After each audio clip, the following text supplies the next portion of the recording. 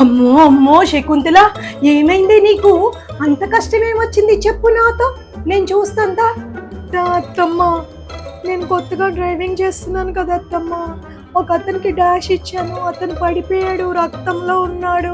మరి చచ్చిపోయాడో బతికాడో కూడా నేను చూడలేదు, వచ్చేసాను అత్తమ్మ. నాకు చాలా భయం వేస్తుంది, అందుకని నేను కొండను అత్తమ్మ. అలా జరిగిందా? ఉండు, ఇప్పుడే వస్తా. అమ్మయ్యా అత్తమ్మ, లోపలికి వెళ్ళారు, ఏదో ఒక సొల్యూషన్ చెప్తారేమో. ఆ సన్న దాంతో లాభం లేదు, ఇది తీసుకో, వెంటనే పని జరిగిపోతుంది. ఏంటి మమ్మీ, ఎవడీడు? నీకు నువ్వే నిర్ణయాలు తీసుకోవటం కాదే, ముందు అక్కడ యాక్సిడెంట్ అయినప్పుడు అది అతను ఉన్నాడో పోయాడో చూసుకోవాలా?